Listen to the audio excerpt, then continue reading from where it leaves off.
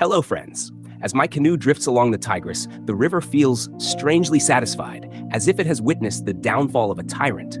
You see, while the Assyrians once ruled Mesopotamia with an iron fist, their reign of terror didn't just make them feared, it made them hated. And when you make enough enemies, sooner or later, they team up and take you down. Now, let me set the stage. By the 7th century BCE, the Assyrian Empire had stretched too thin. Constant wars, rebellions, and overextension had left them weakened and vulnerable. Meanwhile, in the south, Babylon, once crushed by the Assyrians, was waiting for its comeback. And in the east, the Medes, a powerful people from the Iranian plateau, were sharpening their swords. In 612 BCE, the Medes and the Babylonians said enough is enough and formed a rebellious alliance. Their target? Nineveh, the Assyrian capital, a city so heavily fortified that people believed it was impenetrable. Spoiler, it wasn't. Now, imagine the scene. The Medes and Babylonians lay siege to Nineveh, raining down flaming arrows and battering rams.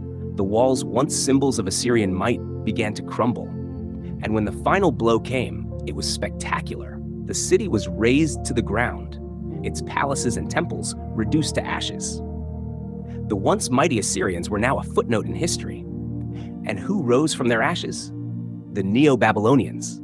You see, while the Medes returned home, Babylon seized the moment. Under the leadership of Nabopolassar, a former general who now wore the crown, Babylon claimed the remnants of the Assyrian Empire. With the Medes out of the way, the Babylonians became the new masters of Mesopotamia. But wait, things were just getting started. When Nabopolassar died, his son Nebuchadnezzar II took the throne, and oh boy, did he leave a mark.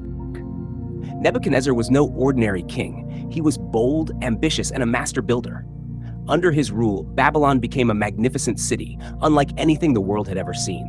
He expanded the empire, capturing territories in Syria, Phoenicia, and even Jerusalem.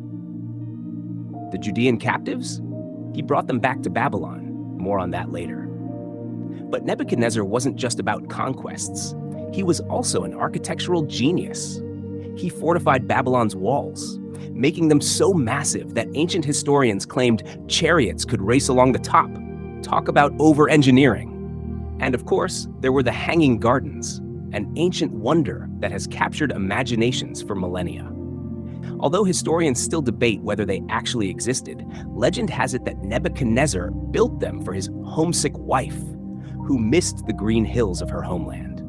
Towering terraces, cascading waterfalls, and exotic plants, it was basically the first ever luxury resort.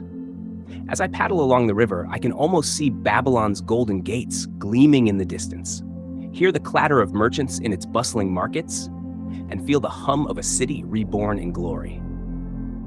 But Babylon's greatest era was only just beginning. In our next episode, we'll dive deeper into the reign of Nebuchadnezzar II, the man who made Babylon the crown jewel of Mesopotamia and built the legendary Hanging Gardens. Don't miss it.